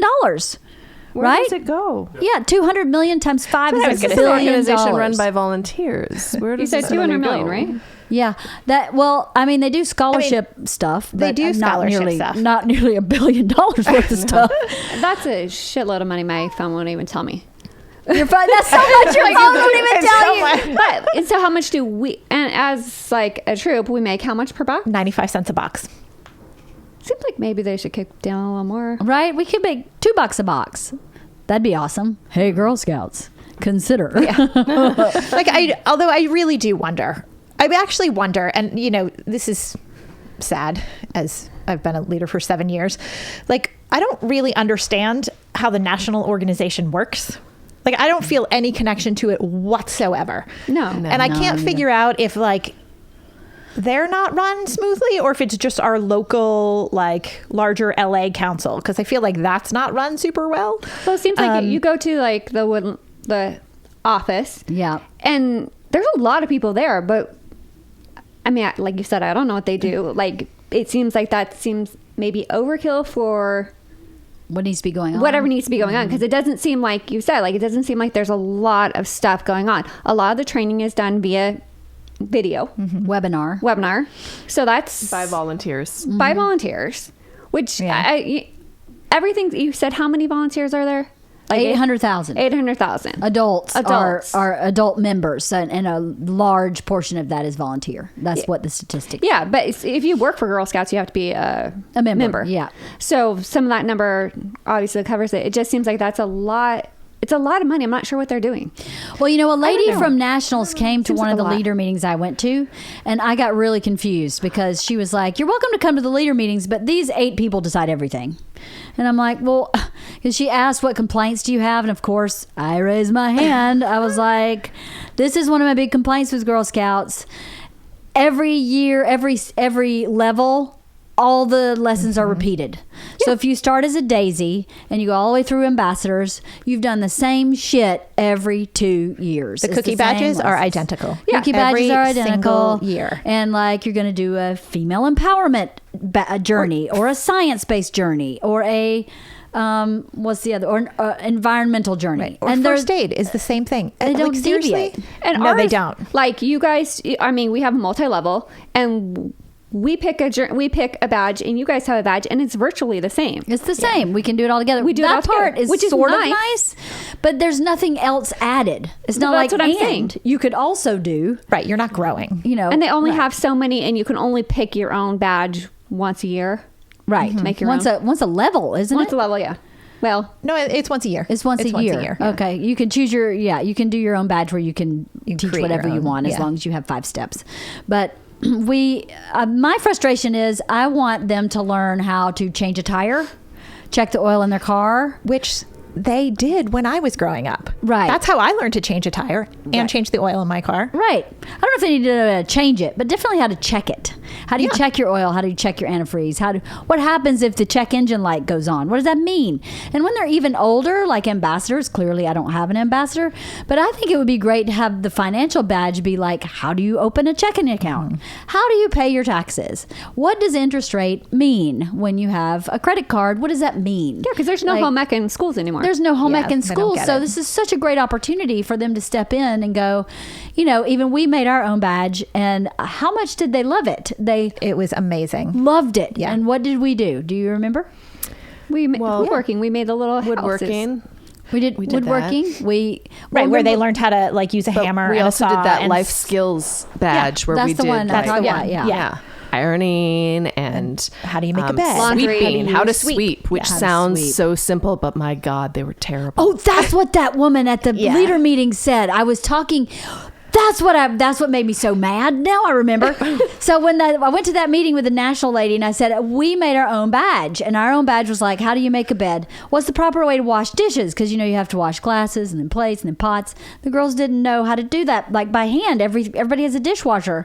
And I was like, I was so shocked that no one knew how to properly sweep a floor. And that lady, the same lady who said that we could afford these baskets, said to me, "That's because all your girls have maids." Oh, that's right. I remember that now. And I went, "I don't have a maid." True. Yeah. I said, "I don't have a maid. My kids didn't know how to sweep either." And she didn't answer me. I was like, what a freaking jerk. What a jerk thing to say. I'm just saying, I think we should have domestic skills badge. Yeah, because we were in the kitchen just a few weeks ago making cookies with the girls, and none of them knew anything. Oh, it was awful. I was shocked. I was shocked too. My kid, this is why I started the troop. My kid could bake. And I was like, that's what I'm talking about. We may be making a 5 on our test out of 100. But we can make cookies, No, they were like, what? I was like, measuring cup, and they just scoop in to be half full, and they go, "There's a cup," and I'm like, "No, you got to fill it all the way up." And they're 4th, 5th, and 6th grade. Yeah. At this point, most of them should be at least cooking pancakes or something, right? It was really shocking. I don't know how the tea party food making go. Were they kind of all thumbs there too, making finger sandwiches, or was it just too much of a panic? Actually, it went well. They did good. Yeah, But that was very directed. That's construction. Well, too, it as was opposed to assembly baking. line. Like Yeah. it was like these kids are gonna slap the cream cheese on, and these kids are cutting the cucumbers and Right. They didn't have to whatever. follow a recipe and Yeah. read it and figure it out. This was what just, do I do next? I don't know. What does your recipe say that I you do know. next? I kept saying, "Did you check the recipe?" And they're, "Oh yeah." I was just really surprised too. Yeah. So that is something I think they should think about. Girl Scouts. If any Girl Scout when I was people are at that listening. meeting and they were talking about the difference between Boy Scouts and Girl Scouts, like our local representative was saying, well, I think Girl Scouts is so great because we're hip and we change with the times and we have all this STEM stuff. And in my brain, I was thinking, it sucks though. Our girls could not be less interested. Right. They get that shit in school That's right. all Yeah. day That's the long. And I thing. feel like you're chasing your tail. Yeah. And this changing with the times just means you're unfocused. Absolutely. I don't think it's directive or fabulous because you're doing this. Like you're jumping on a bandwagon, and in 5 years when STEM is out the window, you're going to jump on something else. Right. Like that's why it's not seen as this touted organization, because you don't present yourself that way. You're Yeah. all over the place. Everything is different and constantly changing, and not for the better. Right. So No consistency. There's There's no not. legacy. Right. Because they're legacy badges. Some of them are great, and some of them you go, "Where's the sewing badge?" Which we Right. created. Oh my There's god! no sewing badge. Can I talk about the sewing badge? Yeah. We created a sewing badge one year, and Lynn and I were feeling pretty good about ourselves that we're like, oh, we're gonna multitask, so we're gonna have the kids actually sew their own badges onto their vests. The parents are gonna love us. We're taking a job away from them or whatever. It was a disaster. The kids were about like 7 maybe when we did this, and the badges are really thick because they have like the gummy material on the back, and It doesn't work anyways. That doesn't work anyway, Right. but No. it's like almost denim-y, plus the gummy stuff, plus the vest is thick or whatever. We basically had a bunch of little kids with bloodied hands because they were just like trying to push that needle through, and then they'd stab themselves, and they're like, "Oh, I'm bleeding!" Oh, Not it was dramatic. horrible. It was a total disaster. Oh It was my really God. well intentioned, but they were a little too young, and it was the wrong kind of thing. We should have had them sewing something else. But we also had to make pillowcases. That's true. Yeah, they donated pillowcases to Children's Hospital. yes, Children's Hospital. That's awesome. But yeah. All right, so we cannot leave this podcast without talking about at least one particular person who is a member of the Girl Scout community who has taught both Cathy and I some pretty valuable things, as well as my daughter, who took a babysitting class from her. We'll call her Felicia. Should we call her Felicia? Well, it's confusing because we have a Felicia in our. Well, not Felicia, not the not our mom, Felicia. Felicia. Not mom, yeah. Call her When Felicia. Felicia hears us talk about this Felicia, She will know She it's will know not it's not her. her. Felicia wears her pants just below her breasts. Would you say that's correct? yeah. Yeah. Oh, it's 100% Is that for accurate. support? I don't know, but her breasts may be. need it. They could use definitely need it. it. They could use it. I'm not sure But- she's washed her hair since 1984, and she wears it in a ponytail. Should we not be talking about this, Kathy? No, You're cursing. I just know I want to say more, and I'm like, I can't. She's not going to listen to this. Yeah, but She's not. So someone else might. I don't know. what can we like relate her to? What character in a movie so someone can really visualize what this woman looks like? She's the most unique person I think I've ever seen in LA. Do you know who I'm talking about? She taught first aid. Have you seen her? I've seen her. do not know. Where did you see her? I don't know, some stupid Girl Scout thing. Not Okay. stupid. Sorry. No. She is in charge of first aid. She taught me. She does a bunch of training. She does a bunch of training. Which She did one of my trainings. She did. I got to spend the whole day with her learning how to camp with Girl Scouts. Oh yeah, I didn't have her. And she was in charge of teaching knot tying. And so she'd go, okay, we're going to tie this knot. This is how we're going to tie this knot. We're going to loop this one around this one. Wait. No. You're going to take this in and you're going to wait. No, that's not. Wait. Okay, one more time. We're going to do this one around this one. No, I'm going to just check the book. I'm like, you're supposed to be my trainer. That sums on. up Girl Scouts in a nutshell to me. I mean, like, I'm sure, I wonder if they get paid for those types of events, if those volunteers get paid to train someone for the camping. Because I thought, if she's a volunteer, then how do you get really upset with someone who's trying to teach you how to tie a knot that they don't know how to tie? I don't know. She's got to be more than a volunteer, though, don't you think? She trains everyone on everything. She does, but She's she gotta should be- not. No, well, yes, That's but- different, though. She should not. So George is taking this babysitting class at our local service unit, right? And it's a Saturday. It's all day long. So I drop her and her friends off. They're taking this. It's like a CPR/babysitter class. So I didn't know that Felicia was teaching this class. And I came to pick her up on time. And I hear Felicia's voice. And I went, oh, fuck. They're going to be late. So I sit in the lobby for like 20 minutes and Felicia comes out and she goes, so yeah, she's pulling her waistband up. So yeah. So we're running a little behind. You know, the Girl Scouts, they try to put so much for us to teach in this one time period and there's just absolutely no way. And then she farts. And then she farts and then she looks behind herself over both shoulders.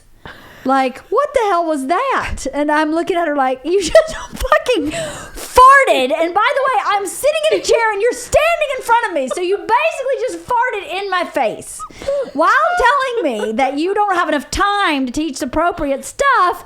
And then you look behind you like someone snuck up behind you and farted. And you had no idea and there's no one there. You are insane. And then she made some comment about like, I don't know what that was. And then she went... I apologize. So Yeah, I'm you should like, apologize. Oh my God. So Georgia gets out of her training with Felicia. And on the ride home, I was like, what'd you think about Felicia? And she went, oh my God. That woman would not stop farting. She kept walking by my desk and farting. She farted the whole day. I couldn't concentrate because I couldn't get away from the fart. And then every single thing she was trying to teach, she had a 10-minute story. So this one time I was camping with this troop and I blah, blah, blah. And then she would fart. She was like, I couldn't pay attention to anything. I failed the CPR test because I couldn't listen. I was like, oh my God. Okay, so it's not just me. And then in the middle of, when you do a Girl Scout training, at the end of it, you have to do an evaluation, right? How did we do?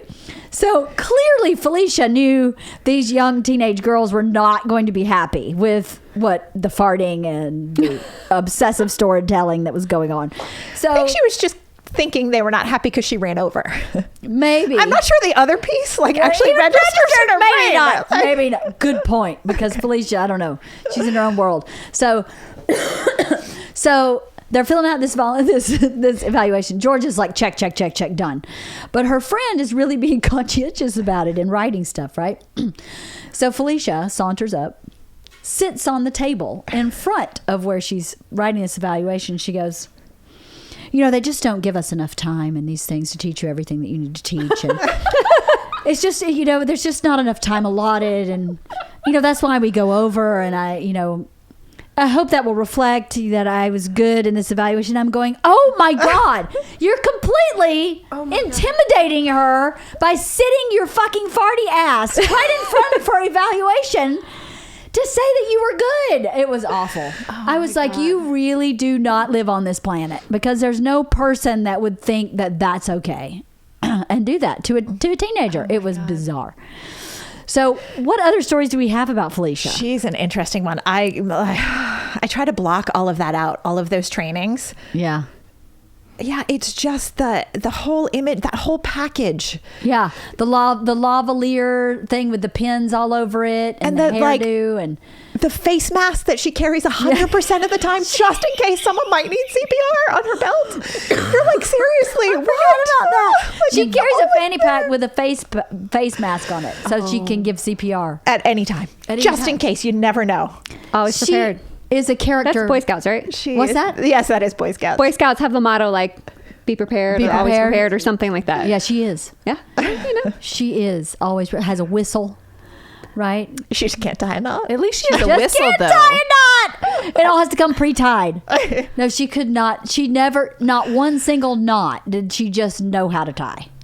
She had to. She got herself confused in every knot, and by the end of the knot tying, I didn't know how to tie any knot. Because I was like, she started and stopped so many times. I'm so confused as to what I'm supposed to be doing. So I would just try my best and go, fuck it. I'm just going to have to sit down with a book and figure this out myself.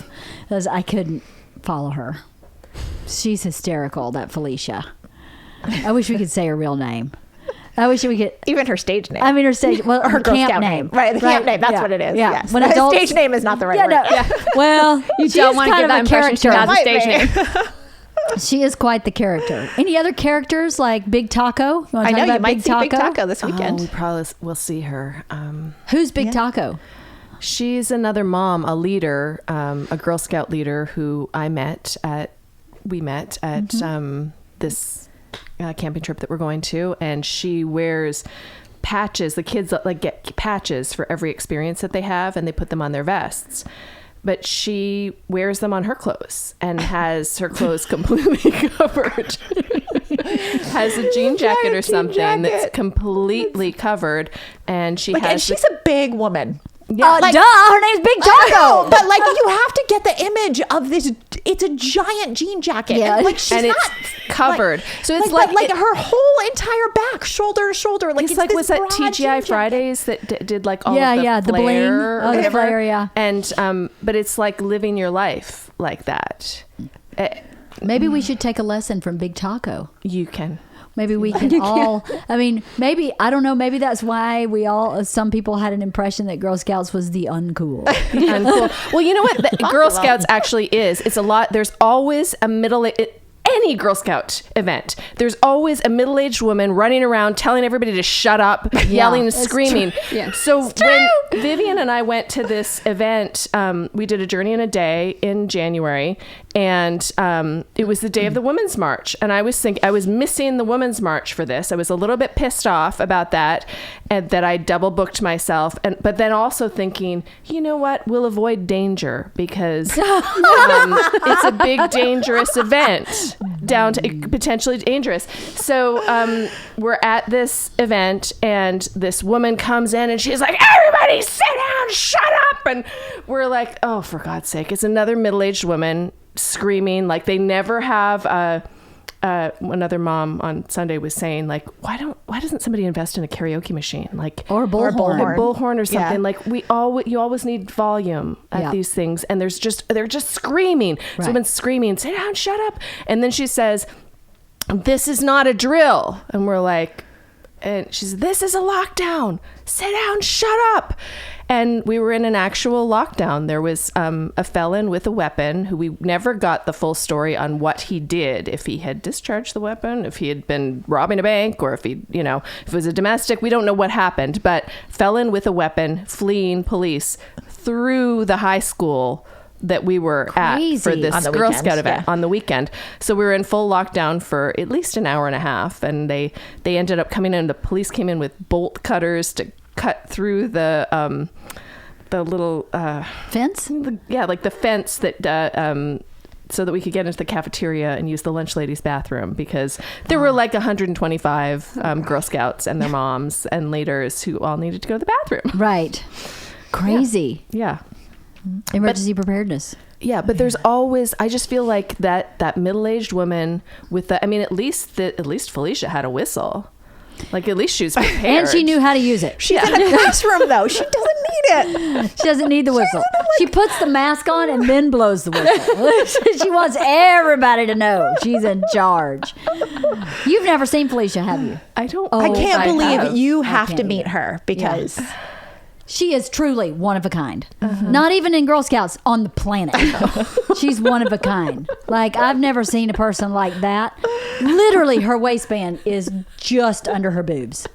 Literally. And she's not even trying. She's like the shortest waisted human or something. Or the boobs are low. I don't know. yeah, it's unclear if they're holding things up or holding things down. It's not.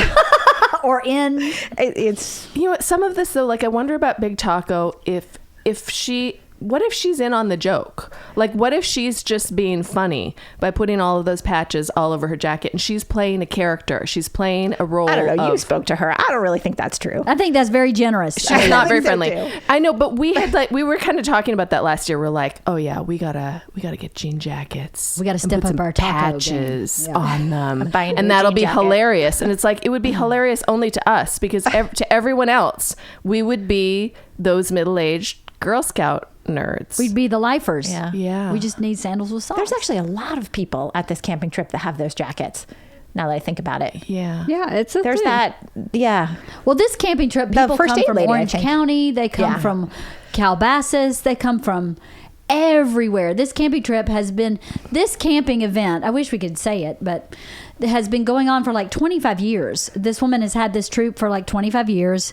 And this weekend event is fully run by seniors and ambassadors, which is 9th through 12th grade Girl Scouts. And their parents volunteer and cook all the food. And, it's just like almost like a tradition for this community of people. It's a really powerful. It's amazing. It's amazing. I love it. Yeah. It I is mean, really powerful to go to because you go, these young ladies have. I mean, the first year that I went, what really blew me away was that this troop that runs this event had all these young ladies, all different demographics and race and financial demographics, and our cabin had 3 counselors. One of the counselors was autistic. You know, obviously autism is a spectrum disorder, and she was a young lady that you could tell on sight was challenged. Like, there was no doubt that she was challenged. And she was no different than any other girl in that troop to the girls in that troop. And because the girls in the troop treated her exactly the same as any other girl, I did not see any little Girl Scout, any of the campers treat her any differently either. And I saw this was for Georgia's troop. I saw one of Georgia's troop members ask her a question and her not register for whatever reason, and that one of Georgia's troop members didn't even bat an eye. It was really beautiful, and that's why I thought this is an amazing place. One of the reasons I thought this is amazing, this troop is amazing, that they've created, like you said, that culture of acceptance, and we're all the same, and she has a role to play. And you know, they do a big skit at the end. She had a part in the skit. It was really small, but it was really powerful. It was really great. I've never seen a girl challenged like that in that group since that first camping trip, but it was really, really cool. So, I don't know. Girl Scouts is a great institution. I feel like people who want to volunteer their time, cool people like us, it's really something that you can do if you get the right team of adults. Well, that's, yeah, because how many Yes. troops do we know have started but no longer do it? That's right. Well, Georgia's troop started and no longer does it. I'm not to reflect poorly on those adults. No, it's just, But it's a they matter were of time. fine. It takes time. It they takes were great. energy. And It does. It takes a lot of time and energy. And if the adults, I'm not implying that this is what happened in Georgia's troop, but if the adults in a troop aren't getting along, it makes it a job. Yeah. And instead of maybe like a volunteer or like a philanthropy type. well, the problem is there is a job component to it. Yes. And I think that's the hard part. Like, it's not just pure volunteer where it's fun. There is a job component that sucks It does suck. that you and just got to especially do because you got to get it's through tied it. to you a know? larger organization. Like if this was just our little girls club that we were hosting, we could do whatever we wanted, and we wouldn't have to bother with permission forms and taking trainings for Your finances. You do all the finances. I wouldn't want to do that. And so thank you. history and like there's just health forms for everything. Exactly. Right, there's a ton of paperwork and There's a lot other of stuff that goes along with it. And I will that say, is- like, you guys make it easier for us because we don't have to deal with all that stuff. So thank you. It's about time you said that. No, yeah, we do. Kathy does the finances, and I do all the like paperwork. So and communications, which is no small feat. But in certain ways, it makes it easier, right? Because then if it's money related, it just goes to Kathy, and if it's paperwork related, it just goes to me. Even though it's more work for me, I think it would be easier than going, who's going to do permission slips for this thing? Who's going to do them for the next thing? And it just would be hard to keep up with. I would imagine it would be hard to keep up with who turned them in. And, I think this is just easier for everybody, even though it's more work maybe for me. It's in the long run, it's easier. Does that make sense? Yeah, because you're not saying, hey, Lynn, did someone turn in a permission slip? And I'm like, I don't know, ask Kirsten. Yeah. Like everyone knows they go to you and they go to Cathy. Yeah. And they're just like, you guys are just along for the ride. Is there anything you would change about our troop? I don't know about now. I will say I'm in a different position than you guys. You guys have all been friends before this troop even started. Mm-hmm. And when I started as a leader, I got roped in because Sandy was going out of town, but I didn't know that at the time. Right. At first it was just, does Vivi want to join this troop? And I was like, it's a lot of great moms, a lot of great kids. Sure, it seems like a great group. And then like 2 weeks later, it was like, and by the way. Well, we didn't ask you to join for that. We didn't know it was happening. Well, did we? no. I don't think we did. I don't think so. No, we asked Sandy you to join. then pulled me aside 2 weeks later. And that's because Sandy has. Sandy is like building a house on shifting sand. That one. Yes. She's a bit of a wild card. She is a wild card. And that was great. And so I was like, okay, I'll do it. At the time, though, I will say that I wasn't like... I certainly wasn't as invested as I am now because I had my previous experience with Girl Scouts of being like...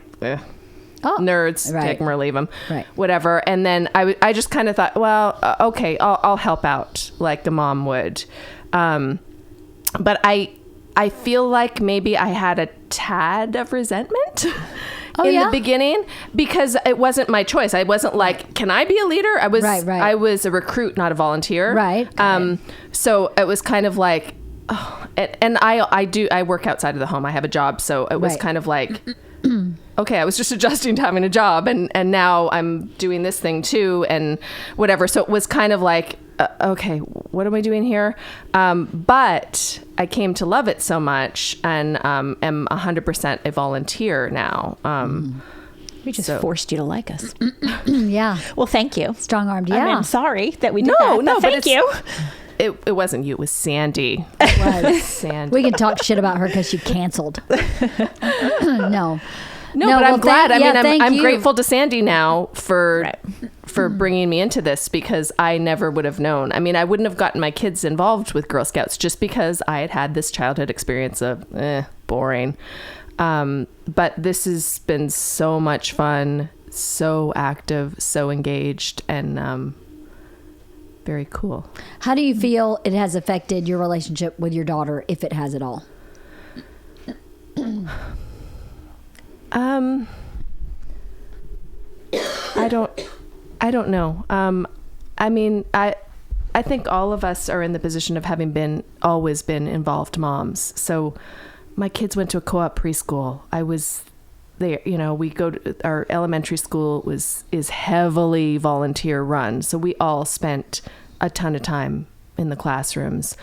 So I think it's kind of an extension of that, of the type of parenting that was happening anyway.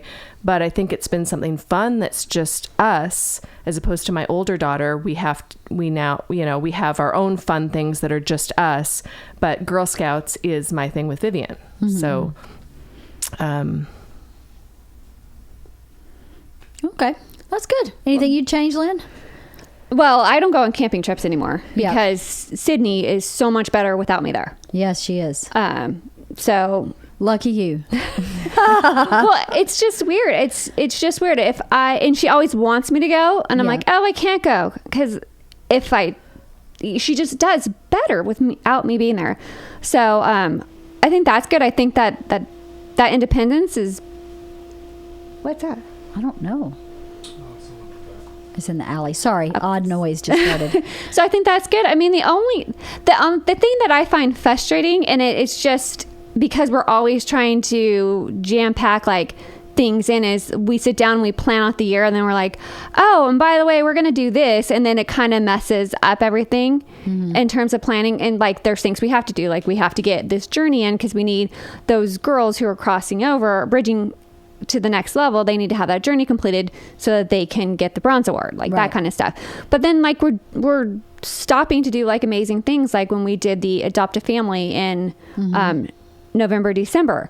That was one of the most powerful things for those girls to do, to actually, you know, sit down with a budget and what are we going to get this family, and to really appreciate like this family lives in their car and they want an Elmo doll, right? Versus like they want, you know, an iPod or this or that for Christmas, and they're like, they only want like a $4 Elmo. Like that was really powerful. So that was good that we could, you know, push that aside, like push everything else aside. So that's the biggest thing is for me, is because I try to plan everything out so that I can be prepared and I'm not stressed out or whatever, and then a wrench gets thrown in it. But that's not anyone's specific fault. It's just as a troop or leaders, we decided we're going to do this. We're going to get this other thing in. Right. So that's just really what it comes down to. Right. Do you feel like it's brought you closer to Sydney? Or how has it affected your relationship with Sydney, if at all? I don't think it because like Kirsten said, like I'm always around, like I'm always in her classroom, and I think like me not going camping has really helped her out. So I think maybe I don't want to say maybe it's the opposite, like me being around less would be helpful, because I don't know, because that's not really the reality. But I'm glad, like, she doesn't ever want to go camping. I make her go camping, and then she has a ton of fun. Yeah, she does. And she, you know, she has a ton of fun. No, I know. And she's so funny on those camping trips, because she has a blast, and she eats anything. I know. And she won't eat anything at home. No, I know. I mean, you know. You have to have strawberries or she might die.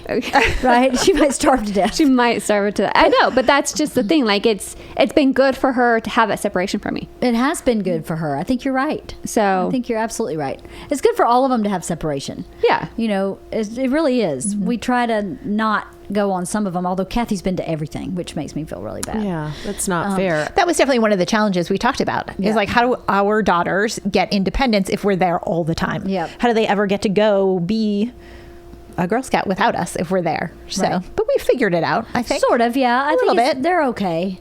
I think they're okay. Now it's fine. Yeah. What about you? What would you change? Oh, I don't know what I would change. I think as much as I love having multi-level, I don't know. I feel very concerned about our middle girls. Yeah. Like, I feel like we have a group of girls that are constantly changing from one level to the next level. And I feel like, I said this earlier, I feel like they're the middle child, and like, we don't know what to do with them, or like they're missing out. And I don't think they're missing out, but I feel uncomfortable about what they're getting. Right. So that's the one thing I would change, and I don't really know. You can't really change it. No, nothing to do. I think the only thing, I mean, they're still getting the same experience as everyone else, but what they're not getting is the consistency of, like, the older girls have you guys. We're all of their leaders. Yeah. But the older girls have the consistency of it's always you two. Mm-hmm. And the younger girls have the consistency of it's always the two of us. And they get shuffled between, it's really them getting shuffled between leaders, because they're still having the same experience and the... Yeah, but they also get shuffled between groups of girls. Do you know what I mean? Like, we always have the older girls, and sometimes they're with us, so they're bonding with those girls, and then sometimes they're with the younger girls and bonding with those girls. Like, and I don't know, they've been with us for a while, so clearly it doesn't bother them. It doesn't bother them enough to quit, for sure. Right? And so maybe it's not so bad. Maybe and the glass half full is they are the group that bonds with the younger and the older. Yeah, maybe. More so than the older with the younger. Yeah. You know, that's the group that's cohesive with everybody. So maybe that's a glass half full. And they're learning flexibility. Yeah. They are. Yeah, there's definitely positives to it. Yeah. Like, more than negative, obviously, because it's working. It should sticks in your craw. That's the only thing that I think about. Right. That is, you know. How do you think it's affected your relationship with Lily, if at all? You know, that's a tough question. I'm not really sure, because we've been doing it for so long. She definitely doesn't want me to stop being a leader. She still wants that. So I guess that's good. It's definitely a challenge sometimes, when you see your daughter not doing what you want them to be doing. Yeah. I'm definitely harder on her than other girls, and she knows it, and she gets annoyed with me. So that's a challenge. But that, I think, is just part of being mom and leader all rolled into one. Right. You know what I mean? Yeah. So I think overall it's super positive. Right. I know she appreciates it. She says she does. Well, that's so nice. That is nice. that's, a reason to keep doing it. What about you, Lynn?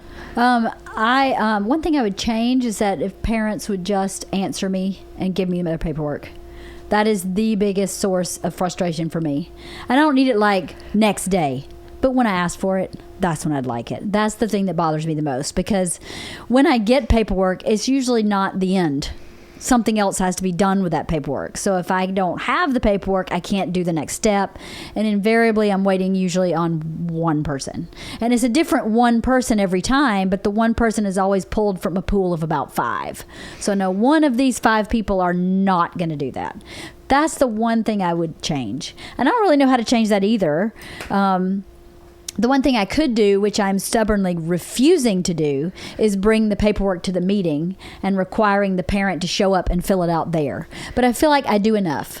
Like if I email it to you, the least you can do is print it and just bring it to the meeting, or scan it or mail it. I've made everything about that. Is my one thing I would change. It drives me insane.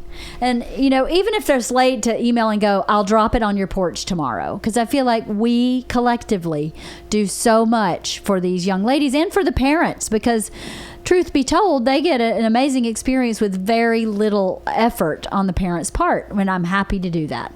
So, but in return, it would be awesome if you would just give me your shit when I ask for it. Well, the also thing is, we don't require the parents to go places with us. We'll ask for 1 or 2 chaperones occasionally, Right. But for the most part, we take care of it all. Where the Boy Scouts, at least in this area, Yes. Their parents have to do everything. So every camping trip that those Boy Scouts are going on, those adults are going too. Yes. And those meetings, those adults have to stay at those meetings. Right. We're drop your kid off at 4, pick them up at 5:30. Yep. And so, Yeah, it's the least that can be done, Yeah. I think, is that just do the flipping paperwork. Turn in the money for cookies, or do the paperwork. Just do what we ask, because we don't ask for much. That would be my one complaint. I don't have any complaints within the troop. And how it's affecting my relationship with Isla, I'm not really sure, but I think my intention worked, in that I started this troop so that she felt like she had a level playing ground with her peers. And I feel very sure that that worked. So that is my payoff. I know she loves it. I know she appreciates what I do for her. I don't think she really understands what it means to run a troop, but I don't really need her to. My goal was accomplished. I needed her to have peers appreciate her for who she was. And when we started camping is when it really started shifting, because she's a really strong camper. She was one of the first kids to be able to pitch a tent by herself. And she's so free in nature. She's just, unless there's a bee. If there's a bee, everything shuts the fuck down. Or a spider. Or a bee, spider. spider, and Yes. she's out. I don't know why. She's not scared of snakes, not scared of... Everything else is fine, but a bee or a spider, and you may need a defibrillator. But I think the camping was really when she went, oh, I know how to do this.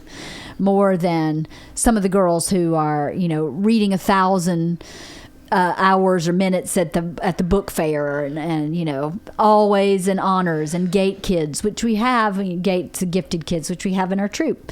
And she's clearly at their same intellectual level, but just at school, we were in a very competitive educational environment at our elementary school. And I'm so glad I had that foresight. And I don't know how or why I had it. I think it was the Mama Bear thing, where I went, how do I get this kid leveled?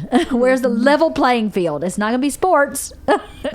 Definitely not going to be sports, since she did not catch an imaginary softball at practice one day. So not sports. So that's been the payoff, I think, for me as Isla's mom, is knowing that worked, and I really wanted it to work.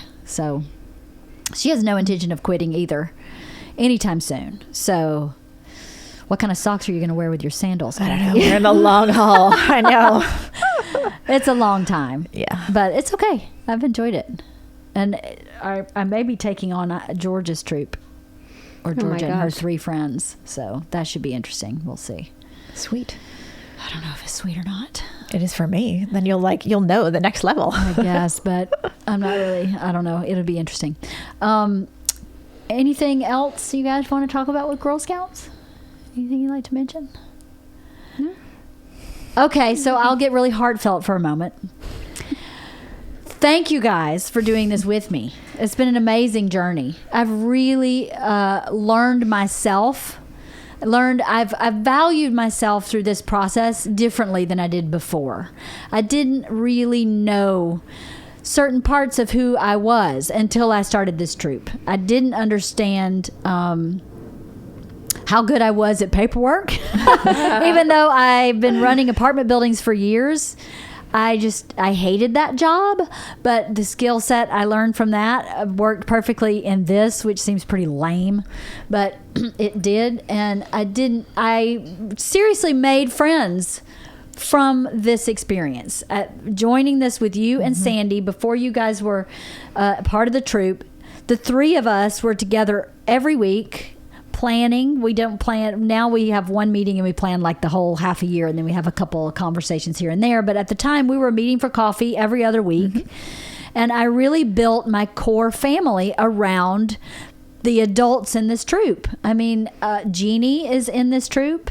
Sam Fisher, who was on last week's podcast, her daughter's in this troop.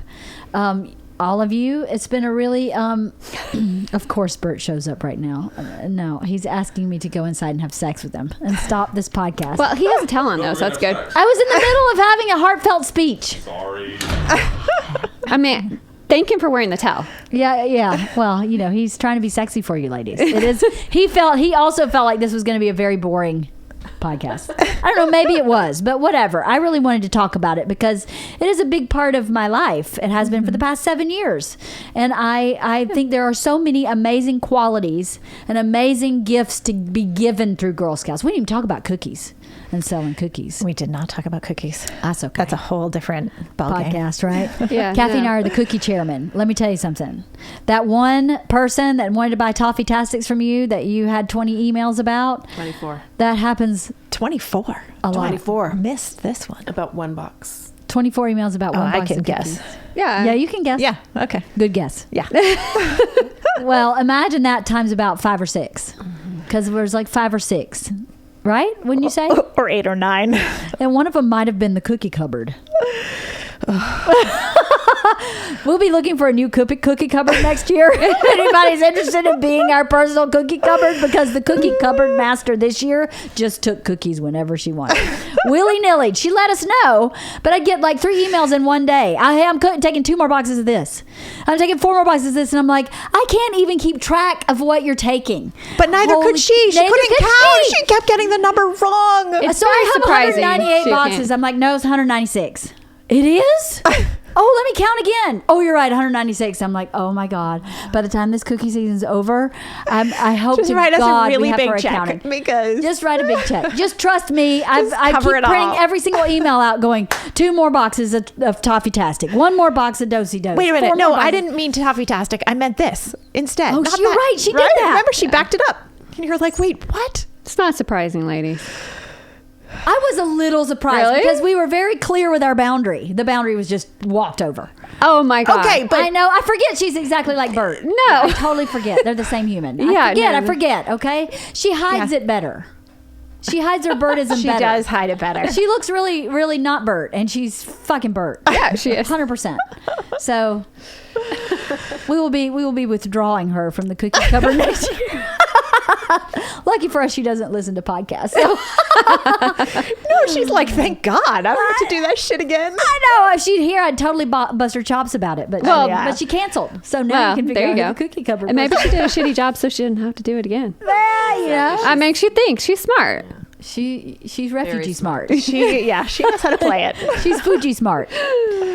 Anyway, I am grateful to the three of you and to Sandy for being on this journey with me, because it's been an amazing journey for me personally and for my child. And I wouldn't trade it for the world. It really is the reason I have this social circle in this neighborhood, is this troop. And the World Fair, which is our fundraiser at school. But it started with the troop. Which is kind of the same people. It is kind of the same group of people. Yeah. But it started with the troop.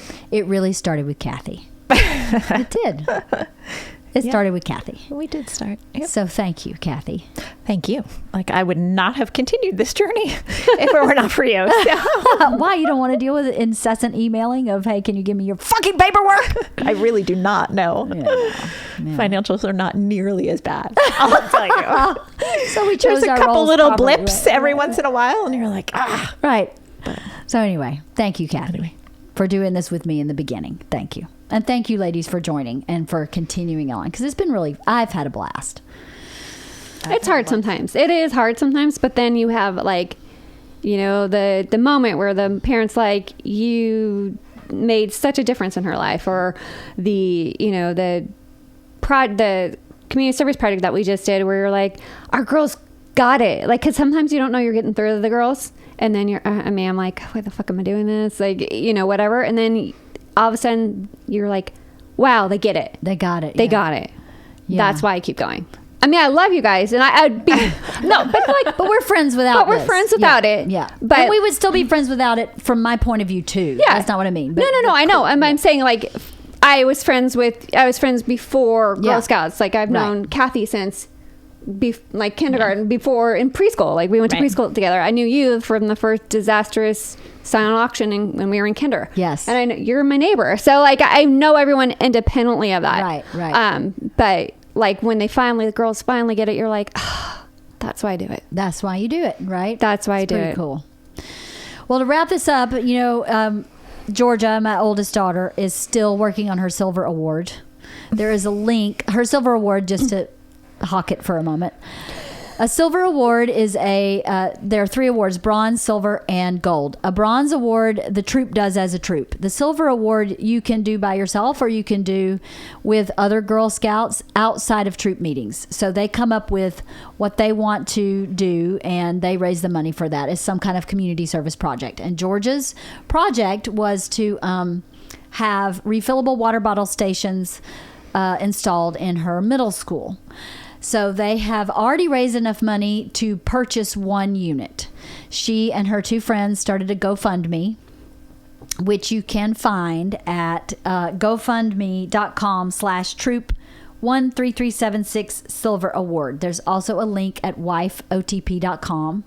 So if you want, you can just go to wifeotp.com and scroll down, and there's a link to her silver award. I'm so proud of her and her 2 fellow Girl Scouts. They have a video on GoFundMe explaining their project, and they fully funded one unit. So they really wanted to fund 2. So the GoFundMe page is still up. If anybody would care to donate to Georgia's silver award project, that would be great. And if you don't, that's fine too. But check it out. Anyway, the video's cute. It's really sweet, cute video. And I guess that's it. Thank you, guys. Thank for doing you. the podcast you. with me. Thank you. Girl Scouts is not so boring after Yeah, all, right? that's so boring, right? That's great.